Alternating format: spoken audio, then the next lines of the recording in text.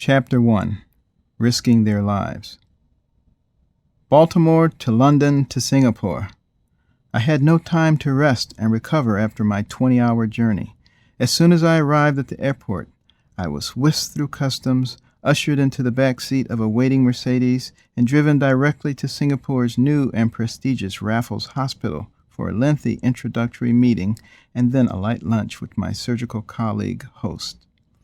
After these preliminaries, I was ready for my first appointment, the long-anticipated encounter with our special patients. It promised to be one of the most fascinating and unusual interviews of my life. I don't recall what my fellow neurosurgeon, Dr. Keith Goh, said to me as the entourage of physicians, nurses, and medical administrators rounded the corner in that hospital corridor, but I will never forget my first sight of Ladan and Lale Bajani. The young women waited to greet me in the hallway outside the suite of rooms that had been converted into a small apartment. They had lived there for a number of months, while an army of medical doctors, specialists, and technicians examined them and conducted test after test after test. The Bajani twins wore the traditional Iranian attire of their homeland: long skirts, long-sleeved tops, muted colors, nothing over their faces but a large scarf-like cloth covering the thick, dark brown hair on their heads. Their warm and welcoming smiles struck me immediately. Dr. Goh, a short, dark-haired Asian in his 40s, quickly introduced me to the women. The Bajani's English, which I'd been informed they had learned since arriving in Singapore 7 months before, was broken and stilted, but more than adequate for simple conversation. After shaking hands with and greeting the first twin, I stepped around to greet the other one. A semi-awkward little sidestep necessary because Ladan and Lale could not face me at the same time. Indeed, the 29-year-old sisters were a true medical rarity. Identical twins, joined at the head, their two skulls fused above and behind the ears so that their faces turned permanently away from each other at about a 130-degree angle. The connection of their skulls held their heads nearly straight up and down, but with their ears touching and their shoulders and arms constantly rubbing, they were forced to lean their upper bodies toward one another and drop their inside shoulders to simultaneously create room to maneuver and maintain the balance necessary to move and stand together. The result of a single fertilized egg that divides but never completely separates in the womb, conjoined twins, meaning they are attached at some point of their bodies, occurs only once in every 200,000 births. All but a few are stillborn or die shortly after birth. Live craniopagus, from the Greek cranio, meaning helmet, and pagus, meaning fixed, twins are attached at the head and are the rarest of all, perhaps 1 in 2 million births. The odds of such twins living to 2 years of age are much, much slimmer, which made Ladan and Lale's survival into adulthood a remarkable thing indeed. Even more astounding is the fact that these young women had done far more than survive. Adopted by a compassionate Iranian medical doctor when their birth family couldn't care for them, Ladan and Lale were given every possible opportunity to adapt and live as normal life as possible. And adapt they did. They attended elementary school with their peers. In time they grew, graduated from secondary school, and went on to university where they studied journalism and pre-law. The two graduated from law school and were now fully qualified attorneys, which had recently precipitated a crisis resulting in added tensions between the sisters. Only Ladan wished to pursue a legal career, while Lale had decided she wanted to go into journalism. Their physical bodies bound them together in a mutually shared existence, even as their two distinct personalities and now two very different life dreams pulled them in different directions. For years, Ladan and Lale had searched the world over for a neurosurgeon who would agree to operate and give them at least a chance of achieving their lifelong dream of pursuing two normal, individual, and distinctively different lives. Expert after expert refused to consider their request. Every doctor willing to examine their records told them that surgery would be too risky, that at least one of them, and probably both, would die. Their case was just too complex. They were too old, and the odds of a positive outcome were too low. But the Bajanis refused to give up. When they read that Dr. Go and his team had successfully separated 11-month-old Nepalese craniopagus twins a couple of years before, they contacted him. After studying their medical records and concluding that a successful surgery just might be possible, he contacted me to ask if I'd be willing to help. I had consulted and worked long distance with Dr. Keith Go on the Nepalese babies through the use of our virtual workstation at Johns Hopkins. I had also served as one of the primary surgeons for the first successful separation of occipital craniopagus twins, the Bender boys at Johns Hopkins in 1987. 10 years later, at the Medical University of South Africa, I was primary surgeon for the Zambian brothers Joseph and Luca Banda during the first separation of type 2 vertical craniopagus twins, in which both not only survived, but remained neurologically intact. Because of all those experiences, Dr. Go wanted me to work with him on the surgery, and the Bajani twins themselves had also requested that I join their case. I had actually declined their invitation when I was first contacted months before. The very fact that these young women had adapted so well and had already survived to the age of 29 seemed to me reason enough to recommend against surgery. In an attempt to dissuade them, I had suggested to Dr. Go that he remind the Bajanis of the case of Chang and Ing Bunker, the original Siamese twins, born in Siam, now Thailand, back in 1811.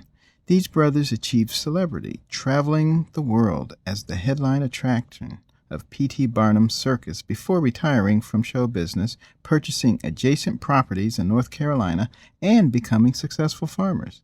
They married sisters, fathered a total of 21 children between them, and lived healthy lives to the age of 63. If ever I'd heard of another set of conjoined twins who I thought rivaled the Bunkers' adaptability and who just might match or exceed their amazing longevity, it was these remarkable young women who had already survived and accomplished so much. The idea of separating them at the age of 29 just didn't make sense, and after examining their records and studying the initial CT scans Dr. Go had sent me, I was convinced the risks were just too high. Yet now, months later in Singapore, standing face to face with these two determined, obviously bright and outgoing young women who just happened to be attached at the head, I found myself incredibly impressed and thoroughly charmed. Ladan and Lele smiled slyly and even giggled at the commotion of the people who'd come with me to meet them. I was amazed at how easy they seemed to be with all the attention. Dr. Go had told me the twins had become quite the celebrity since their arrival in Singapore. Every time they ventured outside the hospital to eat, shop, or just sightsee, the Bajanis had attracted media and crowds of curious well-wishers who clamored for pictures and autographs or simply wanted to shake their hands. So far, according to Dr. Go, the young women seemed to find the attention more amusing than troubling. The crowd gathered in that hospital hallway that afternoon, however, was logistically awkward, so the Bajanis invited me, along with Dr. Go and a couple of others, into their living quarters to continue our conversation. As they led the way, I could see they had mobility down to a science. I followed, watching with interest and marveling at the smooth, almost subconscious choreography required just to turn and walk, slip through a doorway, and then gracefully seat themselves on the short couch that dominated the sitting room just inside the living area. I sat in a chair directly across the room, a coffee table between us. From there, I would be able to lean a little left to talk to one sister, and then just tilt my head and lean a little right to speak to the other. Not only did I want to be able to respect their individuality by speaking to each of them separately and making eye contact as I did so, but I wanted to be able to read the expressions on their face and the looks in their eyes as they answered my questions. We made pleasant small talk for a short time about their time in Singapore, the ease with which they had picked up conversational English, and all the media attention they'd experienced. At that point, I lightheartedly warned them that all the attention they had received so far would seem like a drop in the bucket compared to the media frenzy that would result from a successful surgery. "The Queen, the King, and everyone else will want to meet you," I said. They laughed at the prospect, but didn't seem all that troubled. As we talked, I noted that LaDonne was decidedly the more outgoing and talkative of the two. Lale seemed, if not exactly shy, at least more reserved and pensive. When the discussion moved on to the impending surgery, the twins became a bit more somber.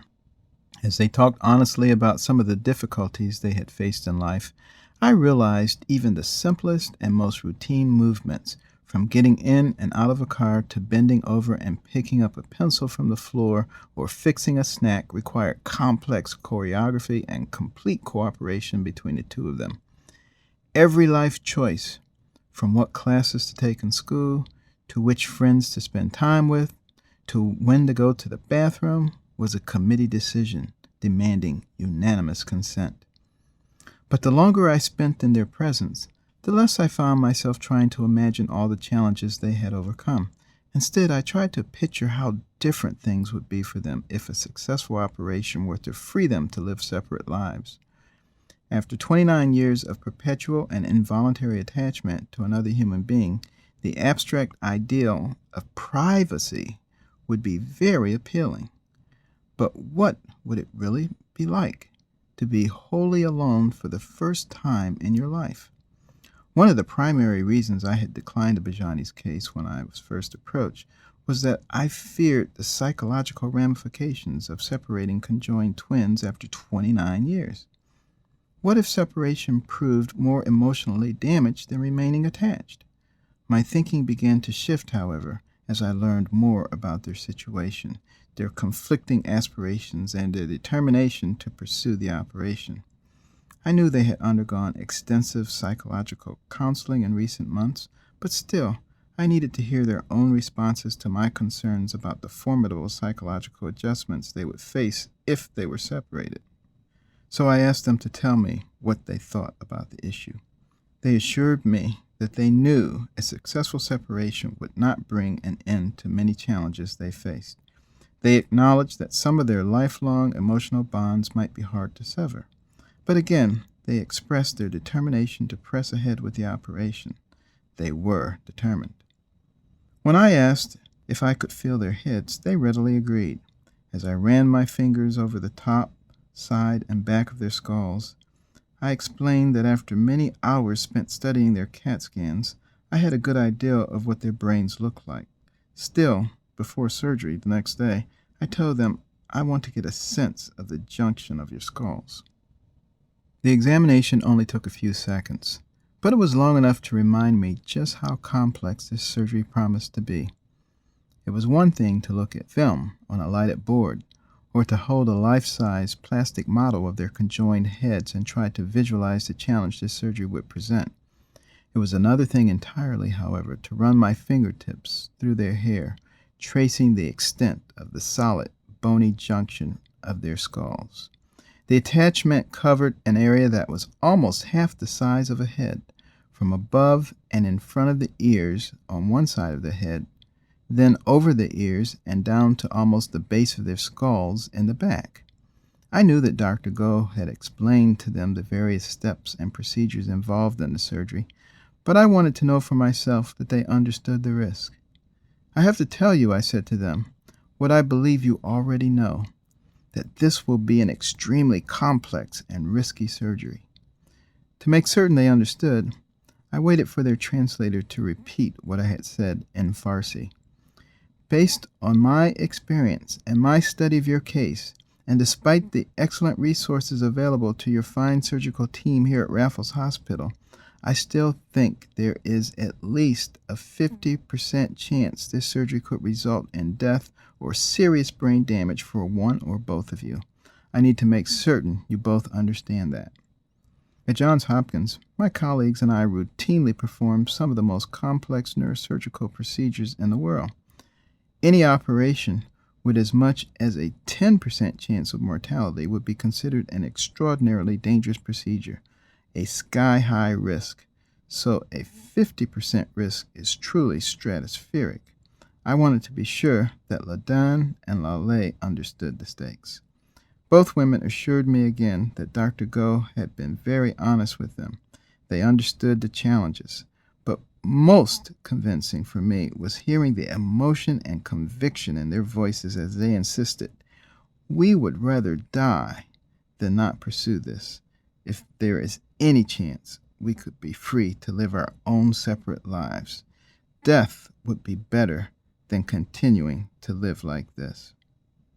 Because we put such a premium on life, it was startling to hear two healthy, vivacious young women state such feelings in a straightforward manner just hours before an operation. Most of us, even those of us who deal with life and death issues every day, don't often stop and think seriously about the quality of life and what it means to us. But as we spoke, I had a growing awareness that these women had thought long and hard about the subject, and that it would be extremely difficult for anyone not in their situation to even begin to understand how they felt. I had already heard from the Singaporean medical team, who had learned it from one of the twins' caretakers, that the tension between the women had escalated in recent months. Some arguments had even led to physical altercations. I could only imagine how awful it would be to experience serious conflict with someone you could never walk away from. Most people can easily understand why someone who is enslaved or imprisoned would risk death to escape and experience freedom. For Ladan and Lale, their state was very much the same thing. They desperately wanted to escape what was for them an untenable situation. The hope of freedom was worth any risk. As I began to understand that, I also began to feel better about embarking on such a potentially dangerous course of action. Meeting these young women and hearing the determination in their voices, recognizing the desperation in their lives, and seeing the hope and resolve in their eyes, sealed the deal for me. By the time our conversation began to wind down, I was thinking, let's get these women separated so they can get on with their lives.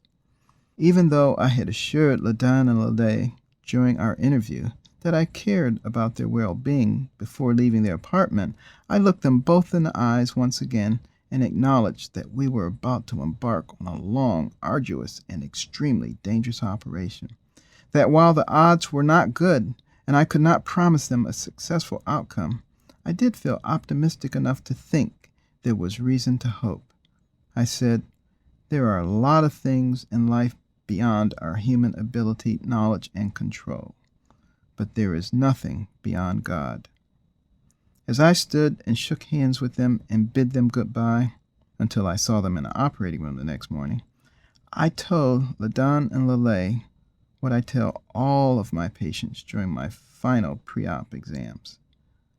I've never yet known a case where worry helped, so I'm going to say my prayers tonight before I go to sleep. I hope you'll do the same. I believe if we do that, we'll all have less to worry about tomorrow. As I turned and walked out of that room, I believed beyond a shadow of any doubt that both Ladan and Lale Bajani truly understood what they faced. They were approaching this dangerous and unprecedented surgery with much the same spirit of determination they had shown in tackling so many challenges in their lives. Most of all, they had convinced me that they understood the risk.